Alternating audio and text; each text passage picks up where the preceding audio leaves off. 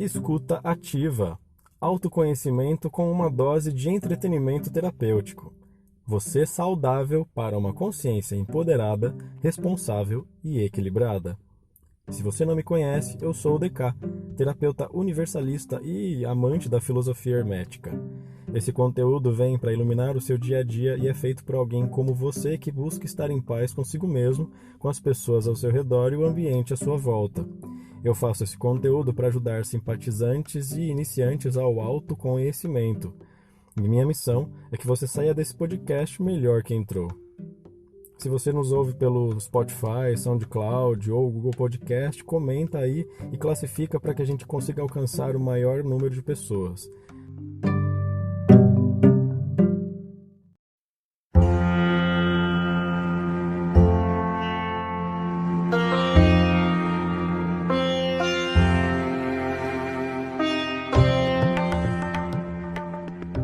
O tema do podcast de hoje pode soar diferente para quem não conhece medicinas alternativas, mas a Ayurveda, utilizando-se de plantas, alimentação equilibrada, medicina e medicamentos modernos, cuida do ser humano, personalizando, lógico, a rotina com o intuito de alcançar a longevidade e qualidade de vida. E nada melhor do que falar com um especialista sobre esta medicina natural.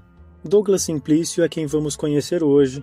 Ele é terapeuta Ayurveda e trabalha com as energias da natureza com essa medicina oriental. Ayurveda parece ser em outro idioma, não é, Douglas? O que significa essa palavra? Oi, DK, tudo bem? Primeiramente, obrigado pelo convite de participar por aqui. Sempre um prazer falar um pouco sobre esse tema, né, que eu tenho dedicado a minha vida nos últimos anos. Sobre a palavra Ayurveda, ela realmente é em outra língua, né, é uma palavra em sânscrito, é uma língua antiga utilizada no subcontinente indiano. Essa palavra significa... Ayur significa vida, né?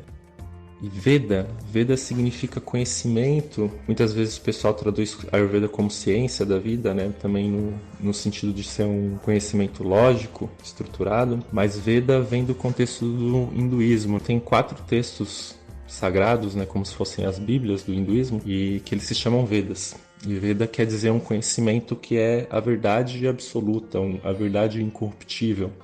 Disse que eles foram escritos não por um conhecimento humano, mas por inspiração divina, de outras energias, de outras entidades, né, que os escritores desses textos, eles, através de práticas meditativas e de outras práticas do contexto hindu, de ritualísticas, eles acessaram esse conhecimento e eles escreveram, né? Então é um conhecimento que não é humano, é um conhecimento que é incorruptível, e nesse contexto é o conhecimento que é a verdade absoluta. Então talvez a melhor tradução para Ayurveda seria essa, a verdade absoluta sobre a vida.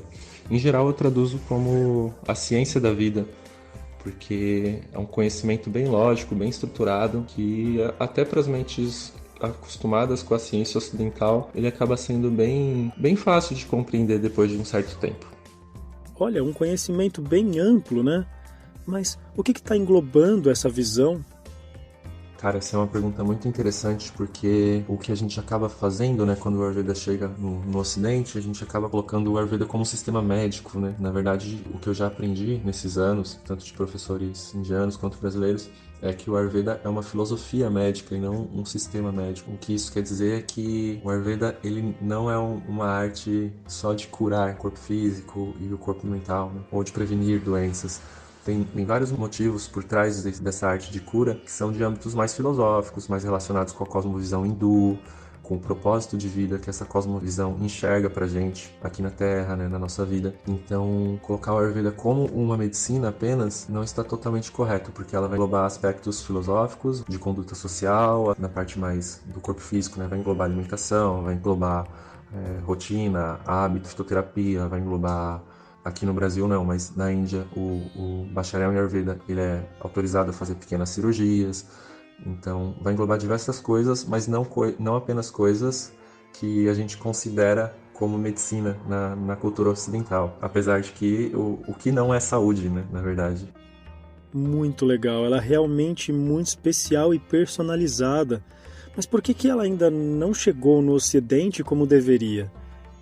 Então, sobre o porquê o Ayurveda ainda não chegou aqui como deveria, eu acredito que você tem um contexto histórico mesmo, né, de que essas coisas levam um certo tempo para acontecer, no sentido de que até se você ter formações específicas, assim, né, até você chegar em cursos aqui, até esses cursos serem validados como cursos oficiais, né, isso demora um tempo. Por exemplo, o instituto que eu me formei, que é o Instituto Naradevachala, eu acredito que ele seja o instituto mais antigo no Brasil, mas se ele não é o instituto mais antigo no Brasil, ele é um dos. E ele tem 25 anos apenas de fundado. Quando ele foi fundado, ele passou alguns anos apenas como ashram, né, como lugar onde se praticava yoga, né, uma linha de yoga que se chama Sudadharma. E depois que foi chegando o Ayurveda, foram criando cursos, e aí você tem que estabelecer, mudar a estrutura do espaço para fazer que esse curso seja um curso livre, e aí você tem algumas exigências para fazer esse curso virar um curso técnico, então tem uma tal quantidade de aulas. Então acho que tem isso, né? Tem a questão burocrática, legal para isso ir adentrando no Brasil. De alguns anos para cá se tem projetos de lei para oficializar a profissão terapeuta Ayurveda e talvez trazer um bacharelado para cá para o Brasil, que até então o que nós temos é um curso de pós-graduação, né? Você não tem bacharelado de Ayurveda aqui no Brasil. Então esse é o primeiro ponto. Eu acredito que tem essa questão burocrática que eu acho que é natural de um conhecimento, de uma profissão, né? De ser implementada de um país para o outro. O segundo aspecto que eu vejo é a questão de que o Ayurveda, muitas coisas do Ayurveda são difíceis de ser comprovadas cientificamente. Muitas coisas já são comprovadas cientificamente, tem muitos estudos, principalmente na Índia, claro, né? Tem muitos estudos obedecendo a lógica da ciência ocidental, né? O mesmo protocolo de estudo, o mesmo padrão, de padrão ouro, de meta-análise, de estudo de caso, enfim, obedecendo essa mesma estrutura. Na Índia se produz muito, em outros lugares do mundo se produz muito, mas tem algumas coisas que são difíceis de comprovar cientificamente. No Ayurveda tem algumas coisas que vão um pouquinho batendo diretamente com o que se acredita na medicina ocidental, talvez. Por exemplo, na questão de nutrição, que eu percebo aquela questão de comer de 3 em 3 horas, que ainda é muito estudado em várias faculdades de nutrição, embora tenham vários estudos que falem bem de jejum também, né? Inclusive um deles é um prêmio Nobel, que fala de jejum intermitente. Mas no Ayurveda, comer de 3 em 3 horas é uma coisa muito improvável, assim. Você vai comer quando você tem fome, você vai comer de 1 a 2 refeições no dia, assim, você não vai comer depois que o sol se põe. Isso vai depender também do seu Agni, da sua capacidade digestiva, mas comer de 3 em 3 horas seria uma forma muito eficiente, pela visão do Ayurveda, de você criar ama no corpo, né? Que a gente traduz ama como toxinas no corpo, né? Porque se você não tem capacidade digestiva, fogo, Agni, para digerir aquela substância, você vai gerar toxinas e as toxinas vão gerar doenças.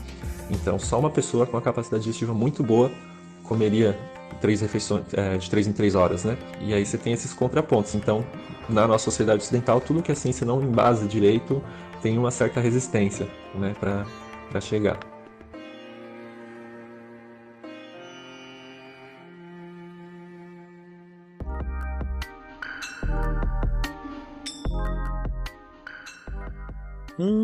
Será que ainda a gente não sabe sobre tudo isso porque eles não querem que a gente se cure de todas as doenças?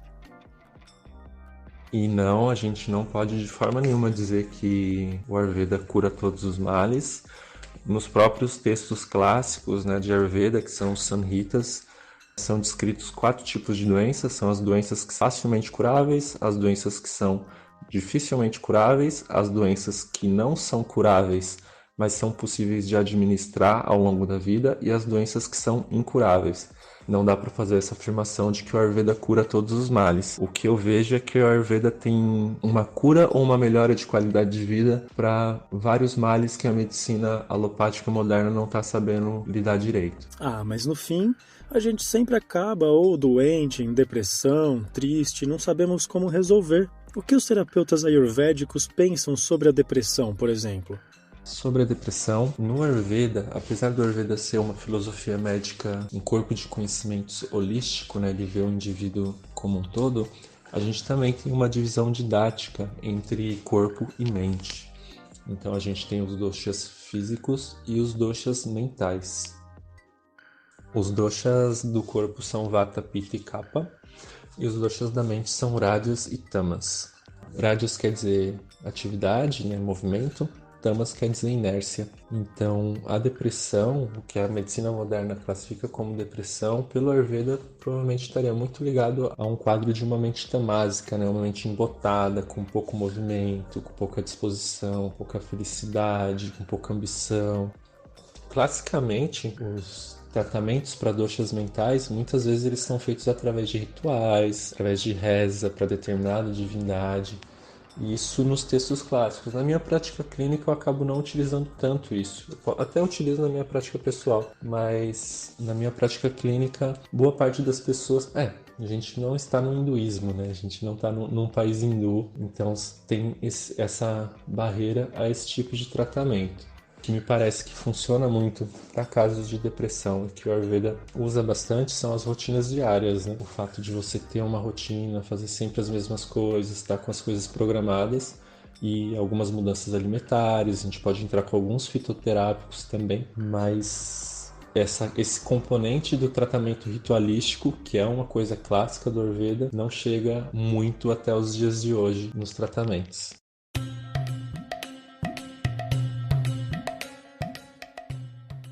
Adoro essa junção da medicina natural para ajudar o humano. É possível também com doenças como esclerose múltipla, Douglas? Cara, sobre a esclerose múltipla, eu nunca cheguei a tratar nenhum paciente com esclerose múltipla, mas eu conheço alguns casos, né, de terapeutas conhecidos que já trataram pacientes com resultados muito bons, assim. Basicamente, a esclerose múltipla é uma patologia, né, um roga relacionado à vata. Então o tratamento acaba sendo, pelo que eu já vi, de conversar com colegas, acaba sendo uma coisa bem vatahara, né? Uma coisa bem para pacificar a vata. Oleação, alimentos mais leves, sabor doce, enfim. Claro que dentro do Ayurveda tudo é analisado caso a caso, né? Então o mesmo tratamento, sendo vatahara, sendo uma coisa para pacificar vata, esse tratamento vai ser diferente de pessoa para pessoa, mas até onde eu sei tem resultados muito bons para esclerose múltipla, tanto para prevenção, mas eu tenho relatos, conheço pessoas que já me deram relatos de uma melhora significativa. E qual é a importância do sistema nervoso para a nossa saúde? Como a Ayurveda entra nesse quesito? Pelo Ayurveda, o sistema nervoso vai ser uma coisa que vai estar muito relacionada ao dosha vata também, que vata é o dosha responsável pela movimentação, né? Então, basicamente, isso tem a ver com o sistema nervoso. Já vi vários terapeutas profissionais fazerem uma correlação direta entre vata e o sistema nervoso. Na verdade, você tem outros doshas, componentes do sistema nervoso também, porque a gente tem os doshas e os subdoshas, né? Os outros doshas também estão presentes no sistema nervoso, mas basicamente controlado por vata. E o Ayurveda pode ajudar a nutrir, a estabilizar, a balancear o sistema nervoso de diversas formas. Seja por dieta, seja com rotinas, com aplicação de técnicas, com fitoterápicos. A gente tem diversos recursos para isso, mas esses recursos vão sempre ser adequados de pessoa para pessoa. O Ayurveda é uma linha de tratamento que é muito personalizada. E qual é o sinal de que uma pessoa está precisando de ajuda da Ayurveda? A palavra para a doença dentro do Ayurveda é a palavra roga. É uma palavra em sânscrito também. Um dos significados para essa palavra é sofrimento. Então a gente pode dizer que uma pessoa que sofre está doente, né? Então, para mim, o primeiro sinal para uma pessoa procurar uma ajuda de um terapeuta Ayurveda ou de qualquer outro tipo de terapia é se ela está tendo algum tipo de sofrimento na vida dela. A gente já sabe que as nossas emoções influenciam a nossa fome. Mas e aí? E quando não dá vontade nem de comer? Então, a resposta para essa pergunta é uma resposta que pode ser dada para a grande maioria das perguntas quando a gente está falando de um tratamento Ayurveda. E a resposta é que depende. Eu teria que verificar se a capacidade digestiva dela está funcionando bem ou não, né? Se ela está sendo capaz de digerir os alimentos. E aí tem um teste para isso, né? Eu posso dar uma colher de ghee para ela e ir avaliando de tantos em tantos minutos para ver se ela ainda está sentindo gosto, enfim. Mas aí isso vai depender como vai ser a minha abordagem, se eu vou passar alguma substância que aumente o Agni dela, ou se eu vou passar algum preparado que seja bem nutritivo, né? Porque ela possa comer em pequena quantidade, já está bem nutrida. E o tratamento nunca vai ser só isso, né? Também provavelmente vai ter uma mudança de rotina. O tratamento sempre é bem complexo. Mas nesse caso que você colocou, a primeira coisa que eu faria era avaliar a capacidade digestiva dela e aí decidir qual que seria a melhor opção. E aí, Douglas, vamos deixar um e-book para o pessoal? Podemos colocar coisas que todo mundo conseguiria colocar em prática no dia a dia. O que você acha? Cara, eu tava aqui pensando no e-book e você falou de dicas que as pessoas possam usar no dia a dia.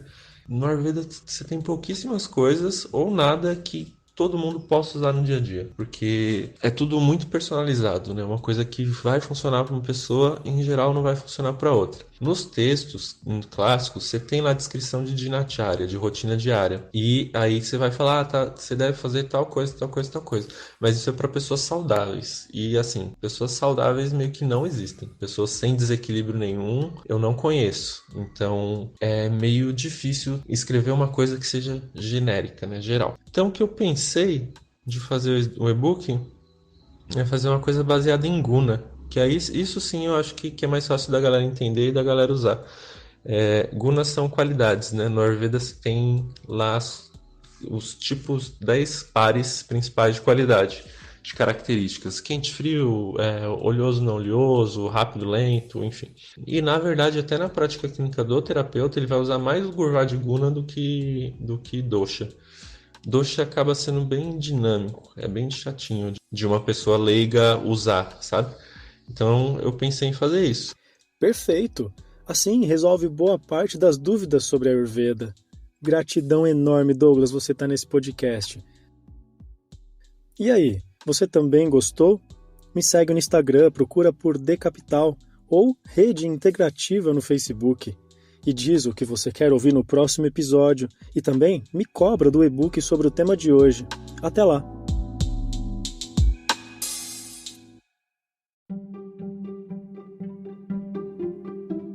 Você ouviu o podcast Escuta Ativa, autoconhecimento com uma dose de entretenimento terapêutico. Esteja agora saudável, viabilizando uma consciência empoderada, responsável e equilibrada.